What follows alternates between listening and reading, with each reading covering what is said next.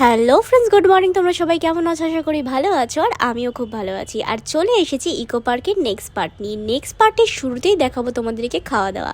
গেছিলাম ইকো পার্কের ধামসা নামক একটা ট্রাইবাল রেস্টুরেন্টে, আর সেই রেস্টুরেন্টেরই রিভিউ সব কিছু তোমাদের আজকে শেয়ার করব। ভালো খারাপ মন্দ সব কিছু তোমাদের শেয়ার করব। তো চলো দেখতে থাকো, আর ভিডিওটা স্কিপ না করে দেখতে থাকো। আর দেখলে কিন্তু ভিডিওতে অবশ্যই লাইক আর কমেন্ট করো। তো দেখতেই পাচ্ছ ঢুকে পড়েছি, আর আমরা সিট বুকিং করেছিলাম, দুটো seat non AC seat booking করেছিলাম। 20 টাকা করে নিয়েছিল। আর এসি মানে ভিতরে বসতে গেলে 50 টাকা করে নেবে এসিতে বসতে গেলে সিট বুকিং, কিন্তু আমরা নন এসিতেই করেছিলাম। তো ভিতরে লোকটার সাথে কথা বললাম, দাদাটার সাথে। দাদাটা বললো নন এসিতে তো এখন বসা যাবে না, কারণ সিট ফাঁকা নেই। যেহেতু আমাদের 3টে স্লটে বুকিং ছিল, আমরা আগেই চলে এসেছি। একটু যেহেতু আমাদের খুব খিদে পেয়ে গেছিলো, তো আগেই চলে এসেছি। তো ওরা বললো যে নন এসিতে তো সিট এখন হবে না, এসিতে সিট হবে, তোমাদের কোনো অসুবিধা নেই তো এসিতে যদি সিট দিই? আমরা তখন বললাম যে না, কোনো অসুবিধা নেই, এক্সট্রা চার্জও লাগেনি আমাদের, যেহেতু ওদের সিট ছিল না, তো তাই জন্য ওরা এসিতেই আমাদেরকে সিট দেয়। তো ভিতরে ঢুকি, আর এখানকার অ্যাম্বিয়েন্সটা ভীষণই সুন্দর, পুরো একটা গ্রাম্য পরিবেশ। মানে এত সুন্দর না, একটা গ্রাম গ্রাম ফিলিং আসছে। আর এখানকার যা যা রান্না করা হয় আমি শুনেছি, কারণ আমিও এখানে ইউটিউব ভিডিও দেখেই এসেছি। তো এখানে শুনেছি যে যা রান্না করা হয় সব কিছুই নাকি শিলে বাটা হয়, এবং কোনো ওভার মশলা দেওয়া হয় না, খুব একটা বেশি স্পাইসি খাবার নয়। গ্রামে গঞ্জে যেরকম খাবার হয় সেরকম খাবার, অথেন্টিক একটা বাঙালি রেস্টুরেন্ট। তো চলো ভেতরে যাওয়া যাক। আর বন্ধুরা, এখানের মেনু কার্ডটা তোমাদেরকে এক ঝলক দেখিয়ে দিলাম। এখানে না যেরকম গ্রামে গঞ্জের মানে কি বলবো, থালির নাম হয় না, মানে গ্রামে গঞ্জে যেরকম খাবারের নাম হয়, এখানে সেরকম খাবারের নামগুলো আছে। আমার ঠিক মনে নেই, তবে একটা থালির নাম আমার মনে আছে, সেটা হচ্ছে বরিশালের থালি, মানে ওটা বাংলাদেশি আর কি এটা। আর একটা বোধহয় এদেশীয়। তো আমরা মানে যেটা এদেশীয়টা সেটা নিয়েছি, কারণ বরিশালের থালিটাতে শুটকি মাছের কি একটা ভর্তা ছিল। শুটকি মাছ তো আমি খাই না, পছন্দ করি না, যাই হোক। তো থালি এখানে তোমরা 100 তোমার 80-85 টাকা দিয়ে থালি পেয়ে যাবে।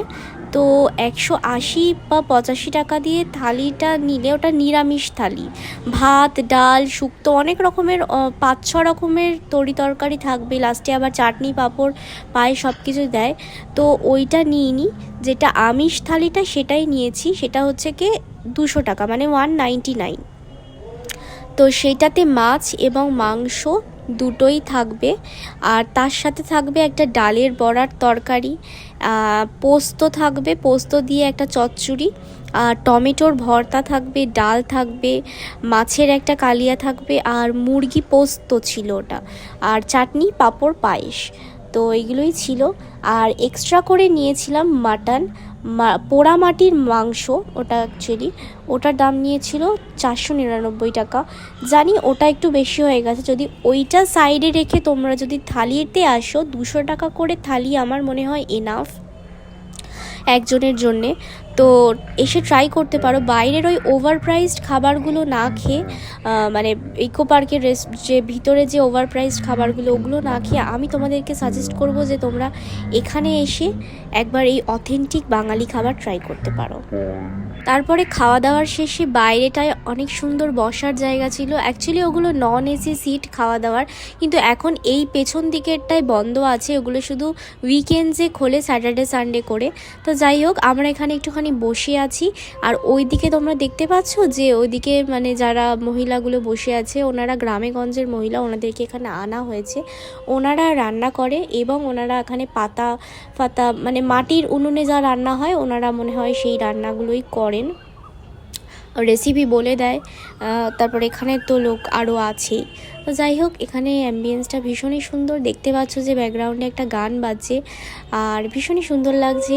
আর এখানে ফটো তোলার জন্যে কয়েকজন সাঁওতাল এবং কয়েকজন ঢোল বাজাচ্ছে, এরকম একটা স্ট্যাচু মতন করা আছে।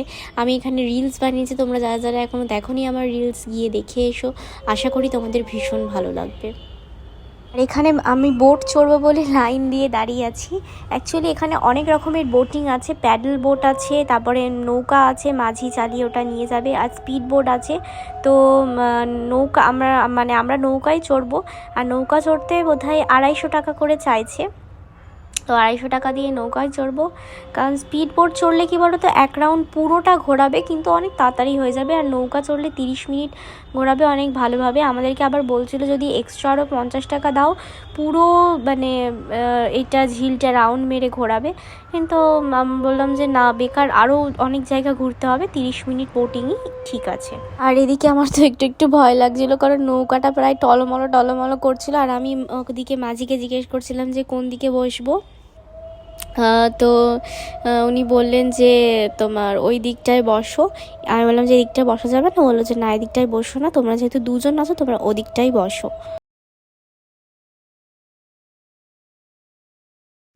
আর বোটিংয়ে ওঠার পর থেকে এত ভালো লাগছে না, ভীষণ ভালো লাগছে। আমার তো এমনিতেই জল খুব ভালো লাগে, আমি জলে থাকতে ভীষণ পছন্দ করি। আর এখানে তো কি সুন্দর ঝিল রয়েছে, আর এখান থেকে তো সমস্ত কিছুটা ভালো মতো দেখা যাচ্ছে। যেরকম তোমরা সাইক্লিং করে সবটা মানে অনেকটা প্রায় কভার করে নিতে পারো ইকো পার্কের, সেরকম ঠিক এই বোটিং করলেও প্রায় তোমরা অনেক কিছুই দেখে নিতে পারবে।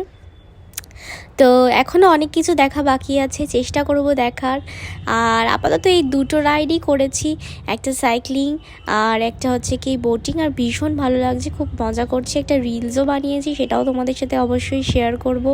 আর আস্তে আস্তে যখন বিকেলটা গড়িয়ে সন্ধেটা নামবে না, তখন ইকো পার্কে শুরু হবে সব লাইটিং, আর এই লাইটিংগুলোই দেখতে ভালো লাগে। তাই জন্যেই মানুষ মানে রাত অবধি থাকে। রাত অবধি বলতে কি, আজকে 7:30 অবধি খোলা আছে, কিন্তু মানে আমরা তো গেছিলাম বৃহস্পতিবার দিন, আর বৃহস্পতিবার দিন 7:30 অবধি ইকো পার্ক খোলা ছিল। কিন্তু শুক্রবার থেকে নতুন নিয়ম চালু করেছে যে 12:30 থেকে রাত্রি 8:30 অবধি ইকো পার্ক খোলা থাকবে।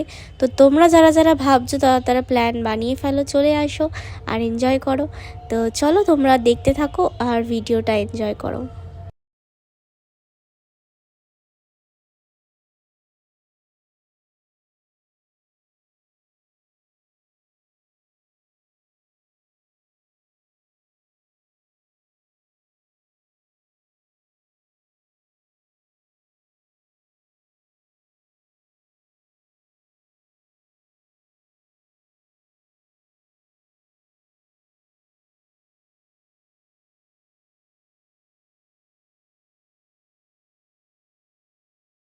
আর বন্ধুরা দেখতে পাচ্ছ যে ওদিক থেকে একটা স্পিড বোট আসছে, আর স্পিড বোটটা আছে বলেই এখানে এই লাইফ জ্যাকেটগুলোকে পরানো। কারণ স্পিড বোটটা যখন যায় না, একটা মানে ঢেউ আসে, আর এই ঢেউটাই ভীষণ ভালো লাগে, আর এই ঢেউটাই নৌকা বোট মানে এগুলোকে দুলিয়ে দেয়। তো তাই জন্যেই যদি বাই চান্স কোনো অ্যাক্সিডেন্ট না হয়, তাই জন্যে এই লাইফ জ্যাকেটগুলোকে পরানো।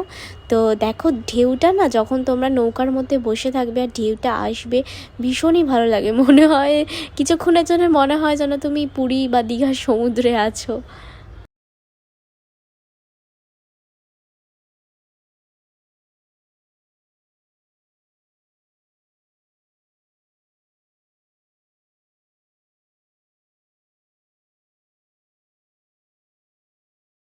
বোটিং থেকে তো নেমে পড়েছি, আর এসে গেছি জাপানিজ গার্ডেনে।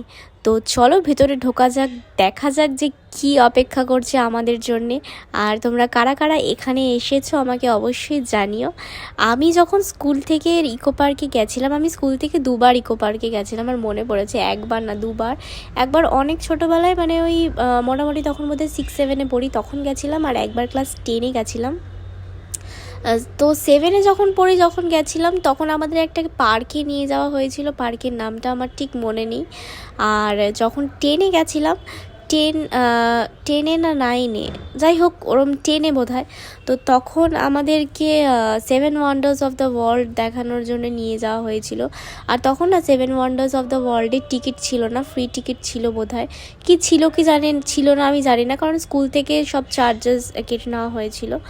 তো এখন এইটা তো আগে কখনো আসিনি, এখন এসেছি, আর ভীষণই ভালো লাগছে। তো চলো যাওয়া যাক।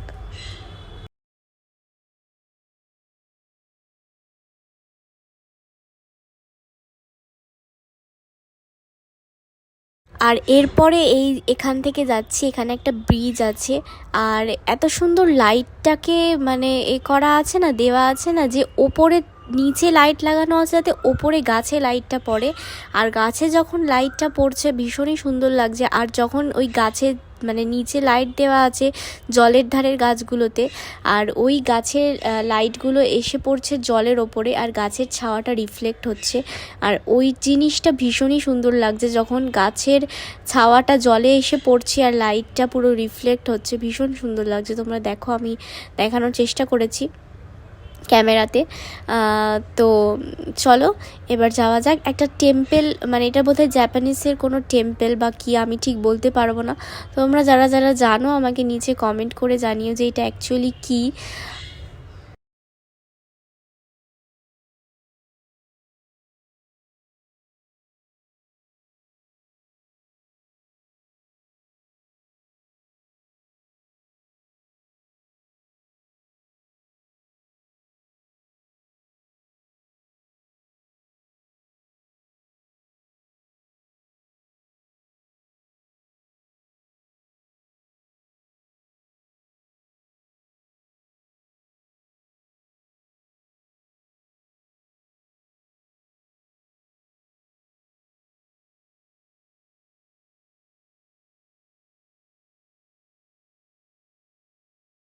দেখো ভিতরটায় ঢুকছি, আর ভিতরটা না ভীষণই সুন্দর আর খুব শান্ত জায়গা। আর এখানে দেখো এই দার্জিলিংয়ে যেরকম টেম্পেলে যেরকম থাকে না ওই এই জিনিসটা, এইখানে এরকম আছে। এই জিনিসটা দার্জিলিংয়েই আছে। তো এই জিনিসটা এখানেও আছে। এটা দার্জিলিংয়ের বোধহয় ওই বুদ্ধার টেম্পেলের ওখানে বোধহয় এই জিনিসটা আছে। তো আর এখানে আছে এই জিনিসটা, তো ভীষণ সুন্দর লাগছে। আর চলো এবার নেক্সট কোথায় যাওয়া যায় দেখি। ব্লগটা স্কিপ না করে দেখতে থাকো।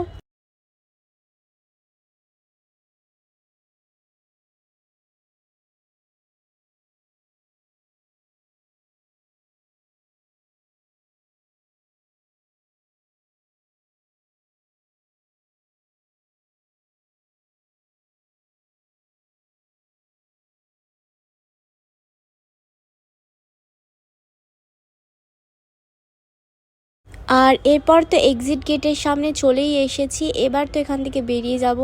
তো চলো বেরোনো যাক আর বেশি দেরি না করে।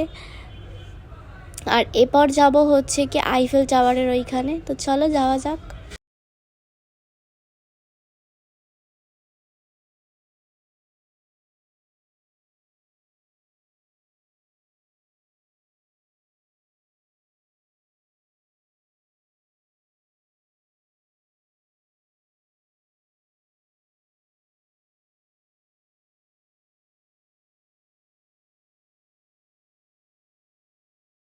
সারাদিনে এখনো বেরোনোর টাইম হয়নি, চলে এসেছি। দেখো দেখিয়ে দিচ্ছি, দেখে নাও।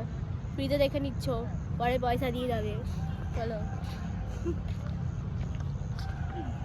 বাড়ি চলো। আর বন্ধুরা বাঁশি বাজিয়ে দিয়েছে, তোমরা দেখতেই পাচ্ছ 7:30 প্রায় বাজতে যায়। এবার আমাদেরকে বেরোতে হবে, কিন্তু আমাদের এখনও 7 ওয়ান্ডার্স অফ দ্য ওয়ার্ল্ডটা দেখা হয়নি, যেটা আরেকবার দেখার ইচ্ছা ছিল। অনেক দিন আগে দেখেছিলাম, মনেও নেই। ওখানে একটু রিলস বানানোর ইচ্ছা ছিল, কিন্তু মানে কি বলো তো, ইকো পার্কটা তো এত বড় জায়গা যে পুরোটা তোমরা একদিনে কভার করতে পারবে না, কখনোই সম্ভব নয়।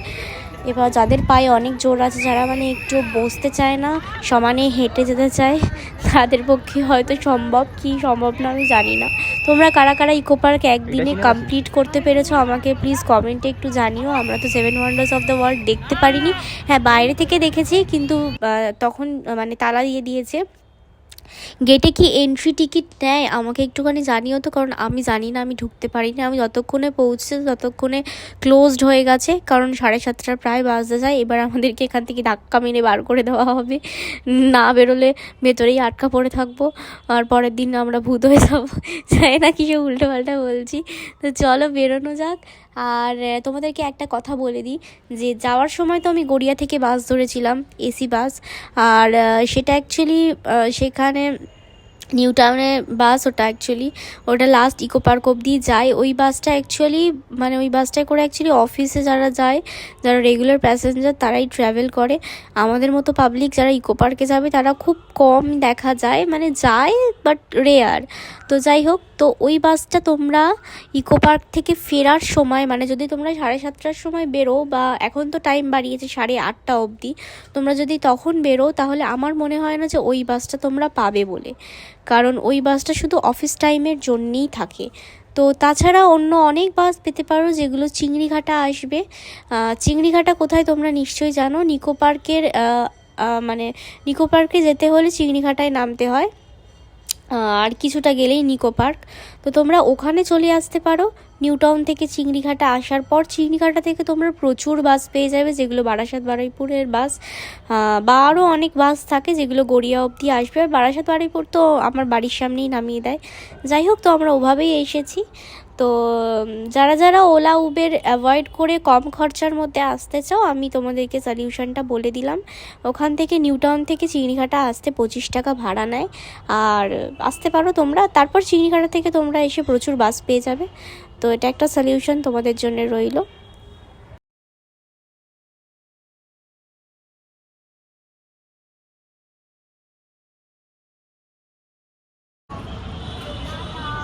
টাটা, চলো আসছে বছর আবার হবে।